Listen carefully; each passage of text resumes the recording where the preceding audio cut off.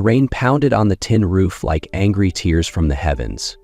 Emily Carter pressed both hands against her round belly, feeling the baby stir restlessly inside, as if it too sensed the storm approaching.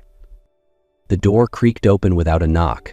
Mrs. Briggs stepped in, her hand trembling as she held a faded yellow sheet of paper. "Bad news, sweetheart." Emily's heart dropped to her feet. At just 23, she had already learned that bad news always came with a pitying gaze disguised as concern. Mrs. Doris had never liked her. Her disdain only deepened once Emily's belly became impossible to ignore. "You need to leave. Today." The words echoed through the small room like gunshots. Emily rose slowly, trailing her hand along the peeling wall for balance. 7 months pregnant, every movement felt like climbing a mountain. "But I paid last week's rent." Mrs. Briggs shook her head, avoiding her desperate eyes. Someone complained. "Said babies cry, you're better off finding somewhere else." "But the baby's not even born yet." "It will be. And when it is, it will cry. I can't take that risk." The world spun. Emily collapsed onto the edge of the narrow bed, the only piece of furniture in the room she'd called home for the past 8 months. This place had been her refuge after she found out she was pregnant, after the baby's father vanished like smoke, leaving behind empty promises and a broken heart. "Please, I have nowhere else to go." "I'm sorry, honey, the decision's been made." The older woman placed the eviction notice on the table and left, slamming the door behind her like she was closing off the entire world. Emily stood frozen, staring at the paper, its words blurring as tears streamed down her face. 23, pregnant, alone. Those words kept repeating in her mind like hammers pounding her chest. She had never known her father. Her mother had passed when she was just 16. The aunt who raised her had moved away after a fight about the pregnancy. "Irresponsible," Aunt Rose had screamed, "throwing your life away for some worthless boy." Now, sitting in this damp little room, with rain pounding the window and the baby kicking her ribs, Emily began to wonder if Aunt Rose had been right. Maybe she really had lost everything. Maybe she really was irresponsible. But then her hand brushed her belly and felt the tiny life shift inside, and something fierce ignited in her chest. No, she wasn't irresponsible. She was a mother. And mothers fight. She wiped her tears with the back of her hand and began packing the few things she owned. 2 changes of clothes, a faded blanket, a pair of worn-down slippers, and a red lipstick. A gift from her ex in those early days of romance, when she still believed in proposals and happy endings. She stuffed it all into a crinkled grocery bag that rustled with every step. Pitiful. But it was all she had. Her entire life now fit into a single plastic bag. She walked down the creaking steps of the boarding house for the last time, each footfall a bitter farewell. Outside, the rain had eased slightly, but the sky remained heavy with thick gray clouds, mirroring the weight in her chest. Emily wandered the narrow streets of the small Montana town with no destination in mind. One hand clutched the flimsy bag that held her life, while the other wrapped protectively around her pregnant belly. The cold bled through her thin jacket. She sat on a damp bench beneath the overhang of a convenience store, arms wrapped around her belly, head bowed low. She didn't cry. She had cried herself empty the night before, staring at the bare walls of the room she had called home for 8 months. But now, with rain slicing the air and silence pressing on her chest, even breathing felt like defeat. People passed. Some glanced, most didn't. To them, she was just another cautionary tale, a girl who didn't think things through, now paying the price. If only they knew that she had trained to be a baker, dreamed of owning a tiny shop with yellow curtains and the smell of cinnamon, that she'd worked long shifts to save up, that each night she placed her hand on her belly and whispered, "I'll give you everything I have, baby. I promise." The baby stirred. A small kick. A reminder it was still there, waiting, relying on her. But how could she move forward with nothing? No shelter, no job, no one. Her heart felt like a crumbled house, with only a fragile roof left to shield the tiny soul growing inside. Emily looked up at the overcast sky, her voice barely a whisper. "Please, if someone's out there, just help me. I don't need a miracle, just a place, somewhere to start again."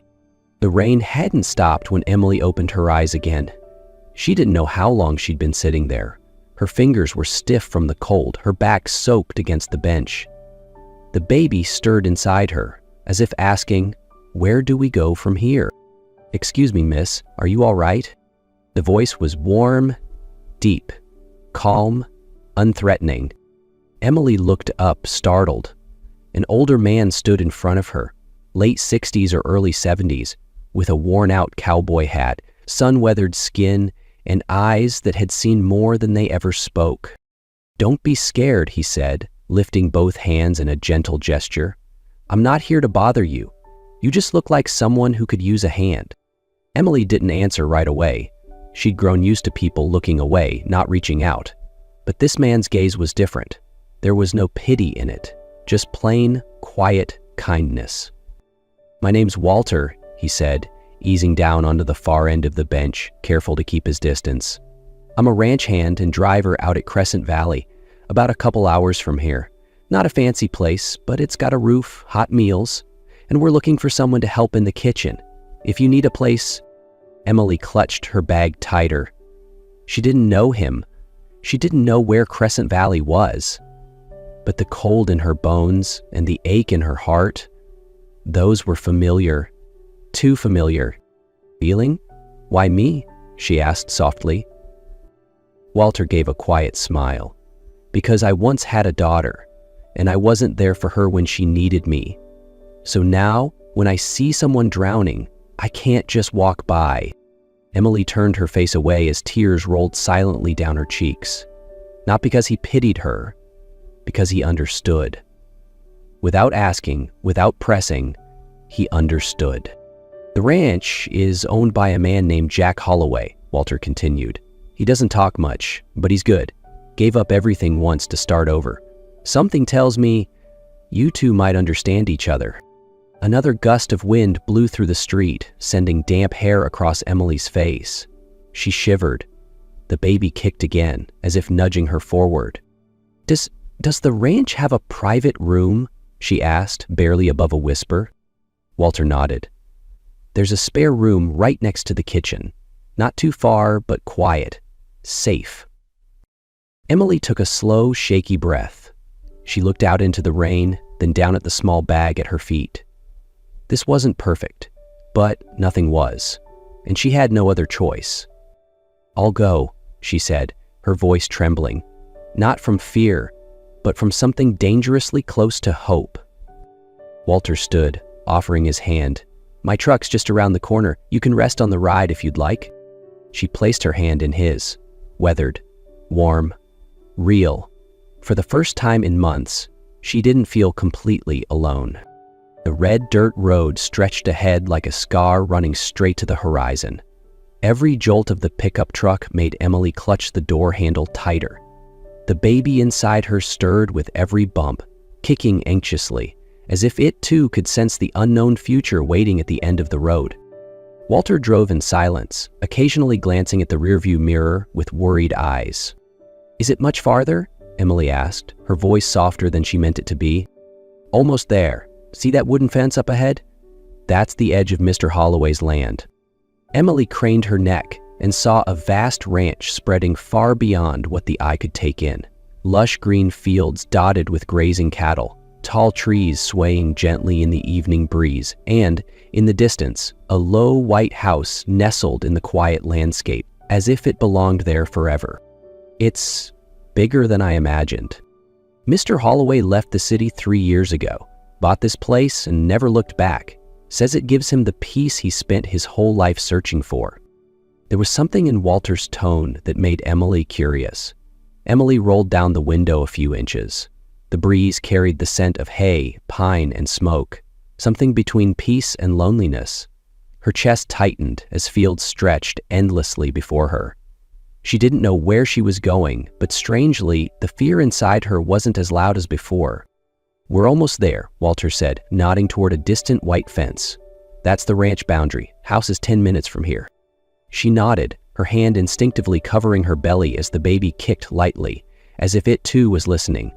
She leaned her cheek against the window, letting the cold glass anchor her to the moment. Thoughts buzzed in her mind.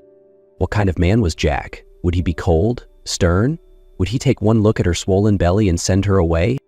As they pulled into the ranch yard, Emily spotted the main house, a single-story wooden structure, painted white, with a long front porch and a creaking rocking chair.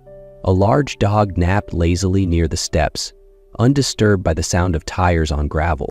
Walter cut the engine and looked at her. "Chin up. You're not here to beg. You're here to begin again." Emily took a deep breath, opened the door, and stepped into the wind. The air was sharper here, cleaner. It wrapped around her like a whispered welcome. After a few knocks, the front door creaked open. A tall man stood in the doorway, broad shoulders, strong hands, still wearing work gloves. He smelled of earth and cedar smoke. His eyes, deep brown like old timber, settled on Emily. He didn't scan or judge, he simply saw her. "You must be Emily," he said, voice low and measured. "Yes," she replied, barely more than a breath. "Walter said you needed help in the kitchen." Jack nodded, wiping his hands on a cloth at his hip.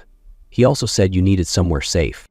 The words struck something deep in her chest, not because of what he said, but because of how he said it. No labels, no pity, just fact, quietly acknowledged.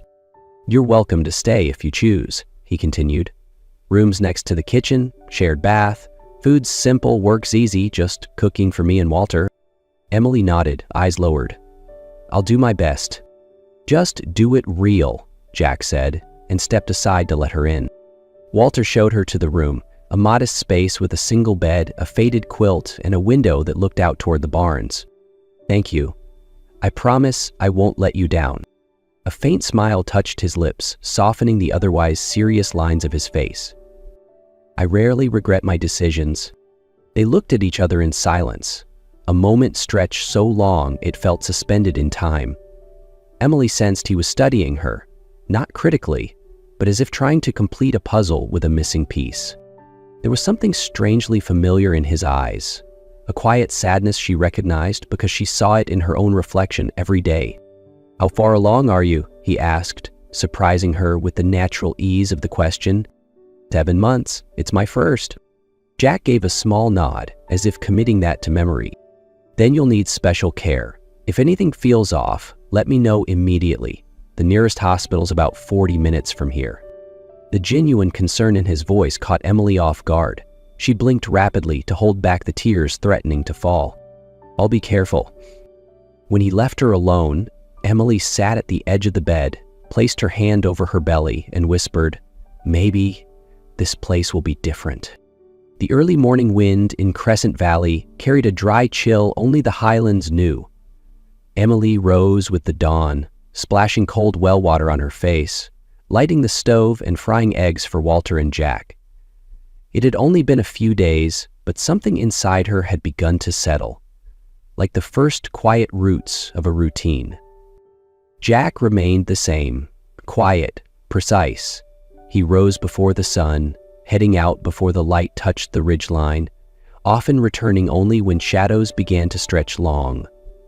But sometimes, when Emily caught glimpses of him from the porch, pausing to sip water or adjust the saddle, she saw something familiar in his eyes, the same hollowness she saw in her own reflection. That morning, Walter had gone into town for supplies. Emily stayed behind, alone. She was spreading butter on toast when she heard it. The sudden pounding of hooves, then a strange sound, heavy, urgent, and then nothing. Her heart jumped. She rushed out the back door, squinting across the distant field. Horses galloped in confusion, their movements sharp and wild. In the open space, she spotted him, Jack, lying motionless in the mud beside his gray mare. She didn't think. She ran. The ground was soaked, pulling at her boots with every step. Wind sliced through her coat. Her belly weighed her down like an anchor, but she pushed forward, her breath ragged, the baby kicking as if echoing her own fear. "Jack!" she cried, her voice trembling. "Jack, can you hear me?" She reached him, dropped to her knees in the mud, not caring about her clothes or the biting cold. His face was streaked with dirt and blood, his shirt torn. He was breathing, but barely. "Jack, wake up," she whispered, her hands cupping his face, warm, damp, too human to ignore. "You can't scare me like this." The baby inside her kicked violently, as if terrified by its mother's fear. Emily dropped to her knees beside him, not caring about the mud or her dress. There was blood on his forehead, slowly trickling down. His eyes were closed, but his chest rose and fell. He was still breathing. He was still alive. "Please, wake up. Don't leave me here. Not now." The words spilled out before she could stop them. Why did she care this much? She had only known him for less than 2 days. But there was something between them, a thin, unnamed thread that had existed from the very first moment. Jack groaned softly. His brown eyes slowly fluttered open, squinting against the early morning light. A faint, broken smile flickered across his lips. "Guardian angel," he whispered, voice hoarse. "I'm no angel. You're hurt. We need to call someone." She started to get up, but his hand unexpectedly gripped her wrist, tighter than she expected. "Don't go. Stay, just a little while." There was something so fragile in that request. It made her chest ache. She sat back down, gently cradling his head in her lap, her eyes lifted toward the blazing orange sky above. The sun was rising, painting hope across a morning filled with pain. "What happened?" "Horses spooked, snake. I was thrown, hit my head on a rock maybe. You need to go to the hospital." "I'll be fine, just a few stitches." "Jack, please, don't try to be a hero. Let me help you back to the house. Walter should be back soon. He'll know what to do." He tried to smile, though sweat beaded on his forehead from the pain. She looked at him, brow furrowed. Even injured, he tried to keep everything under control, just like she always had. "Fine, but if you pass out again, I'm driving us to the hospital myself." He let out a small laugh, and the sound of it made her chest tighten. "You don't know how to drive a pickup. Then do as I say." She helped him to his feet, his arm around her shoulders, the weight of his body making her feel both small and strangely protected. They walked slowly back toward the house. Her breathing labored not just from the effort, but from the dangerous closeness between them. In the kitchen, she eased him into a chair and rushed to get a clean towel and water. When she returned, he was watching her, his gaze so deep it made her blush. "Why did you do that?" he asked. "You what?" "Run out to me, kneel in the mud. Help me up." She froze, holding the damp cloth mid-air. Anyone would have done the same. Not everyone would. That sentence, it sounded like gratitude, like someone who had once fallen, and no one came. She stepped closer, gently wiping the blood from his forehead, trying to ignore the strange electricity between them. "Why didn't anyone help you when you fell?" she asked softly. Jack was quiet for a long time, eyes drifting to the window as if staring through old memories. "Back in the city, I fell, more than once. No one ever stopped." The words cut into Emily's heart like a blade. She paused, eyes searching his. She recognized that look. It was the look of someone who had sunk, and no one reached down to pull him back up. "I know what that feels like," she whispered, "to fall and have no one reach for your hand." Jack looked at her for a long time, and for the first time, something in his eyes softened. 3 days after the accident, Jack still had a bandage across his forehead, but he continued working as if nothing had happened. The wind shifted early that morning. The sky looked like a thick wool blanket, low and heavy. Emily was peeling apples in the kitchen when she glanced out the window. Snow was falling, thick and white, dancing on the cold air. Walter stepped in, brushing flakes from his coat and shaking his head. "This isn't good," he muttered. "They're calling for a full-blown blizzard, strongest yet this season." Emily set down the knife. She didn't know much about snowstorms, but something deep in her chest, a mother's instinct maybe, tightened sharply. The baby began to move more than usual. And then suddenly, A strange, seizing pressure gripped her spine. Get strong kicks, she told herself. But then came another, and another, closer, sharper. Walter noticed her pale face. "Emily, are you all right?" "I think, no," she gasped, grabbing the edge of the table. "I think she's coming." "About you're not due for 2 more months." "I know." The front door slammed open. Jack appeared, wind-chapped and covered in snow. He froze when he saw her doubled over, hands clutched around her belly. "It's happening," Walter said quickly, "and we can't get her to a hospital. Roads are iced over. We'd be stuck in the forest." Jack didn't speak. He tightened his jaw, set down his gear, and went straight to Emily. "You're not alone. We're not letting you do this by yourself." Emily shook her head, sweat already gathering at her temples. "I can't have her here. I'm not strong enough." Jack leaned closer, eyes locking with hers. "You're stronger than anyone I've ever met. We've got this. Together." Walter rushed off for hot water and clean towels. Jack helped Emily into the bedroom as wind howled through the cracks and snow hammered the roof like fate knocking on the door. The contractions came fast and unforgiving. Emily screamed, clawing at the bedsheets. Every time she felt like giving up, Jack gripped her hand tighter, his touch pulling her back from the edge. "I'm here," he whispered, pressing his forehead to hers. "No one's going anywhere." "I'm scared." "So am I, but you're not alone." One final scream, then silence, a moment of stillness in the storm. Then it came, the raw, perfect cry of new life. Walter beamed, holding the tiny, wriggling form in trembling hands. "A girl! And she's strong." Emily sobbed with relief. Jack brought the baby close and laid her on Emily's chest. She was tiny, her skin flushed pink, her breath loud and alive, like the blizzard itself had given her its power. "Hello, Sophie," Emily whispered. "You came early, but I've waited my whole life for you." Jack looked at them, mother and child, and something caught in his throat. His eyes burned, and in their reflection, he saw something he thought he'd lost forever: hope. 3 weeks after Sophie's birth, winter still blanketed Crescent Valley, but inside the little wooden house, a new warmth had quietly settled. Rising from the soft cries of a newborn, the scent of warm milk in the air, and glances that no longer looked away. Jack had changed, not in words but in ways that mattered. He learned to change diapers, to hold Sophie like he'd been doing it forever. Some mornings, Emily would wake to find him in the rocking chair, baby in arms, humming a tune with no name. "I never thought I could love something that fits in the palm of my hand," Jack confessed one night by the fire. Emily watched him, heart quietly stirring. There was something in the way he looked at Sophie, tender, reverent, that told her this wasn't a passing kindness. This was love, real, unspoken, growing. One morning, sunlight spilled through the frosted windows. Emily was making a bottle when Jack walked into the kitchen, his hair tousled, feet bare, eyes still bright.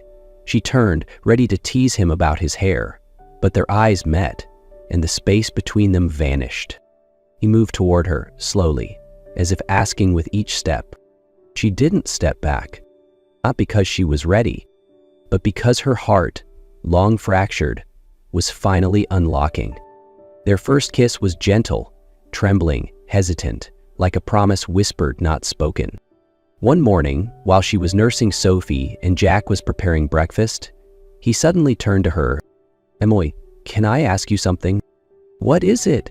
She smiled, gently patting the baby's back. "Why are you still here? Why do you trust me?" "I have a past. I've failed. I've been betrayed. And I know you deserve so much more than this." She looked up slowly, her voice steady. "Because you were the first person who didn't walk away when I fell apart." He stood still for a long moment, then stepped closer and gently cupped her cheek. "And you're the first person who's made me want to live again."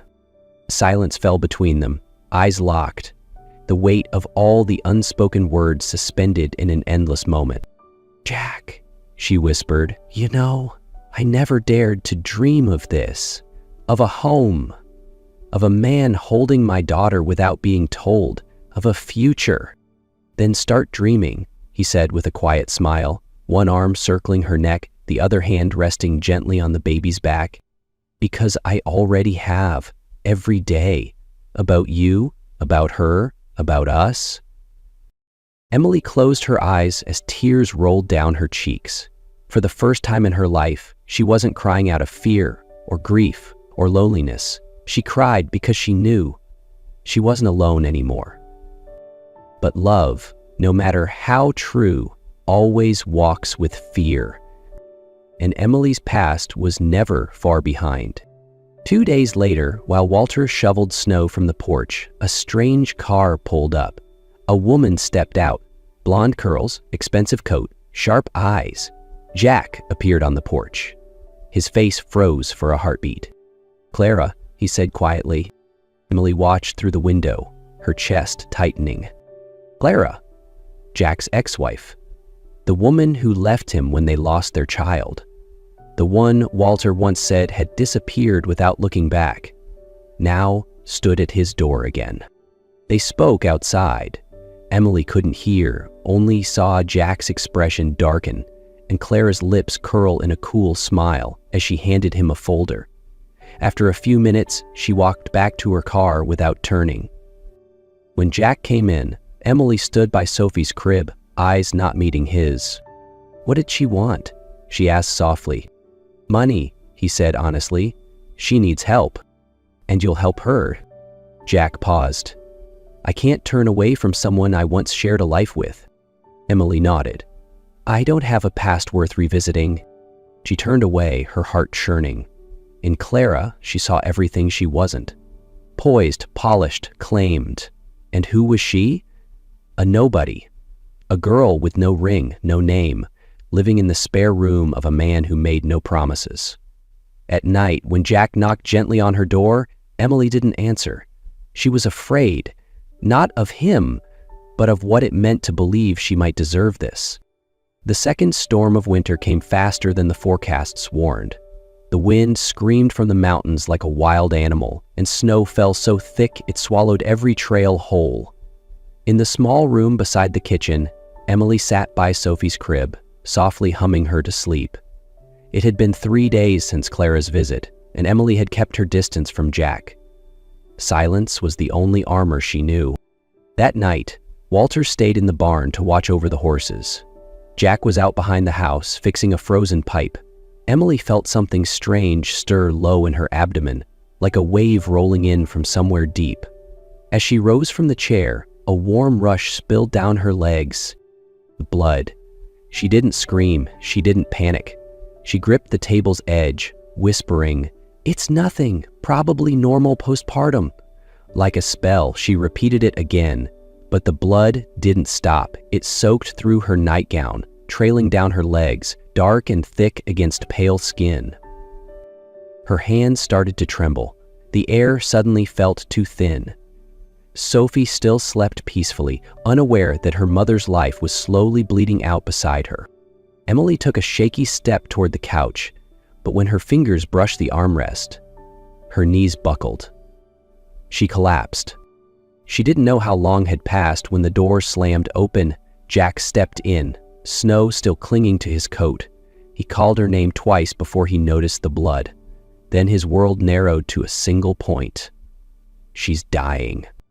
"Emily," he dropped to the floor, hands on her cheeks. Cold, too cold. He didn't scream, didn't cry. He just moved.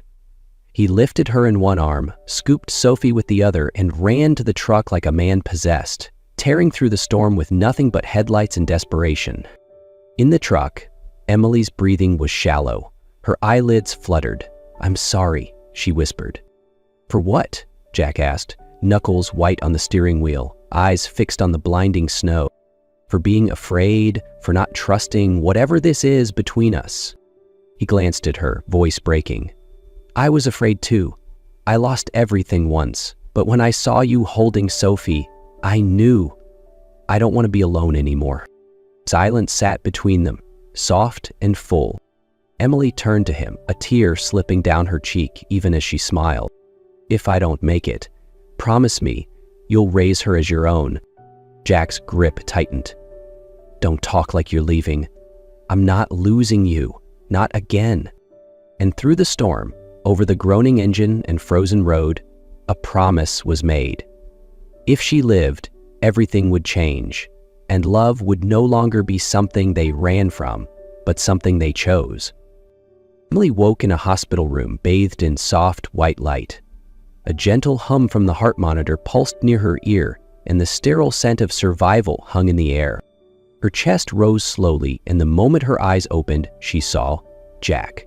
He sat slumped in a stiff plastic chair beside her bed, head resting on his arm, one hand still holding hers.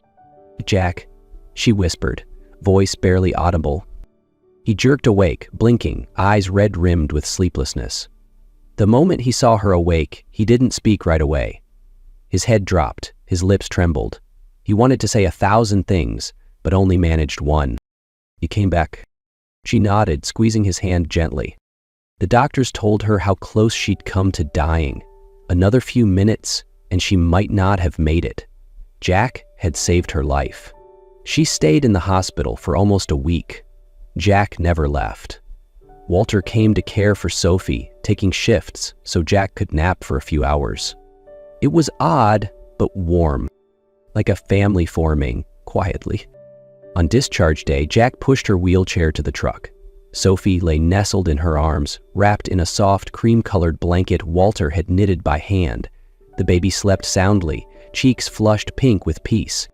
They didn't talk much on the ride home, but the silence wasn't cold anymore. It was space. Space to breathe, to think, to realize they'd made it through the darkest part. When the truck rolled up to the familiar white cabin, Emily looked at it with new eyes. It wasn't just shelter anymore. It was home. Jack carried Sophie, helped Emily from the truck. Inside, the house smelled faintly of warm bread. Walter had left a fresh loaf on the table. She stepped into her room slowly. Once just a safe place. Now, it was her sanctuary.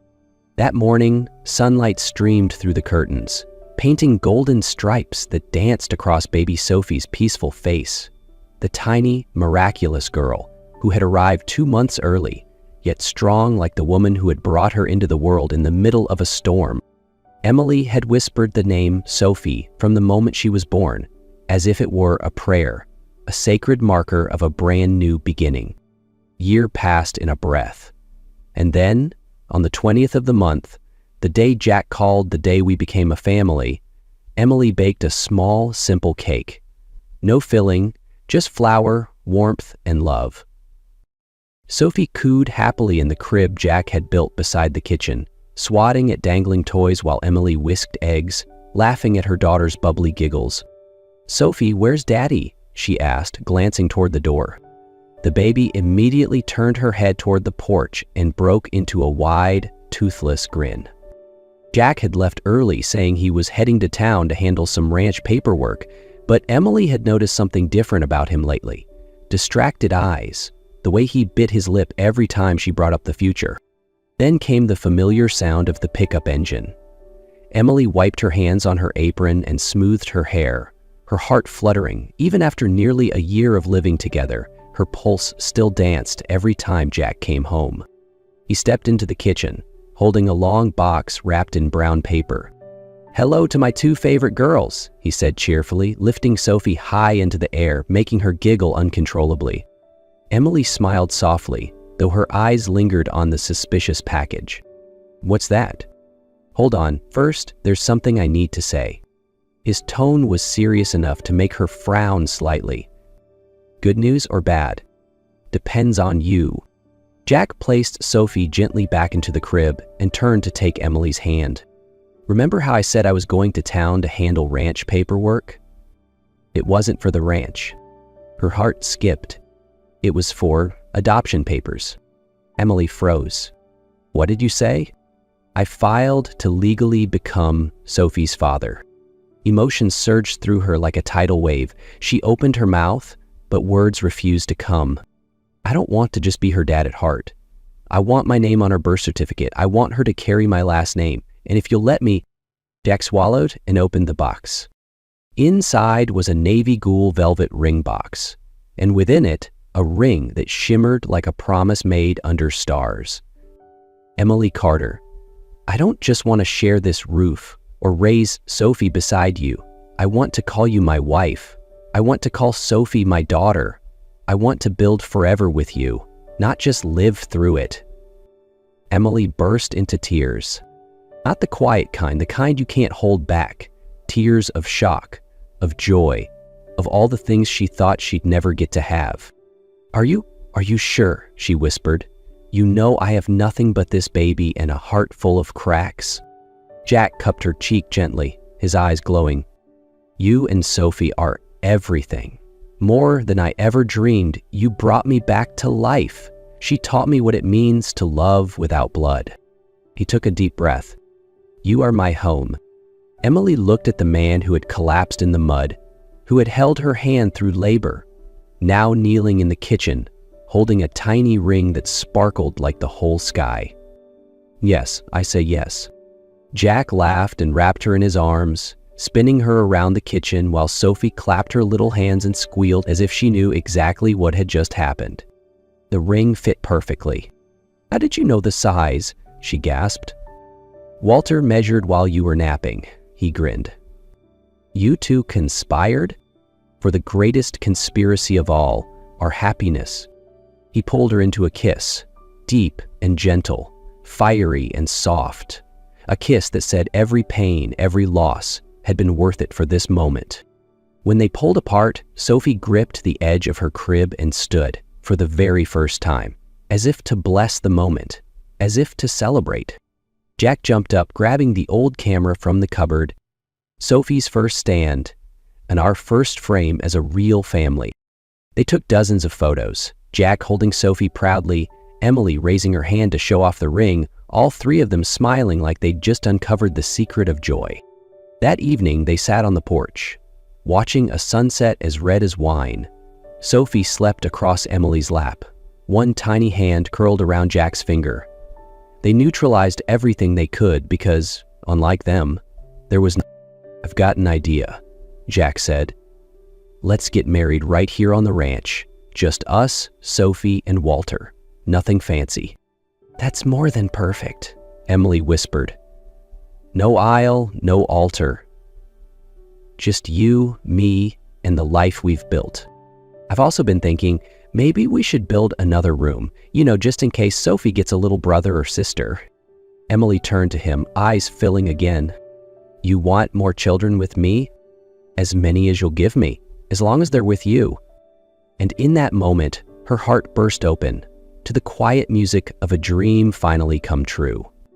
The following spring, as snow melted into gentle streams weaving through the grass, they held a small wedding in the heart of Crescent Valley. No grand gowns, no chapel, no bells.